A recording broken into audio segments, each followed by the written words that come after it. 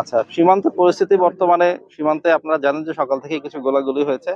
এটা সন্ত্রাসী বিভিন্ন রোহিঙ্গা সন্ত্রাসী গ্রুপের মধ্যেই গোলাগুলি হয়। আমরা বিজিবি সতর্ক অবস্থায় থাকি এবং সাথে সাথে সীমান্তে যাই এবং সেখান থেকে প্রায় 53 জন সশস্ত্র রোহিঙ্গা সশস্ত্রধারীকে আমরা আটক করি এবং থানায় আমরা হস্তান্তর করেছি। এই বিষয়ে আরো বিস্তারিত তথ্য, আপনাদের অভিযান এখনো চলমান আছে, বিস্তারিত তথ্য আমরা পরবর্তীতে জানাবো।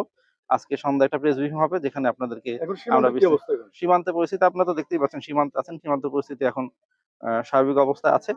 আমরা সতর্ক অবস্থা আছি, জনগণকে বলছি যে আপনারা সতর্ক থাকেন। আমরা বিজিবি বেড়িবাঁধ এবং সীমান্ত সংলগ্ন রাস্তায় সর্বোচ্চ অ্যালার্ট অবস্থা আছি। ইনশাল্লাহ আশা করি যে পরিস্থিতি যেটা আছে এর থেকে খারাপ কিছু হবে না, বরঞ্চ উন্নতি হবে। Thank you.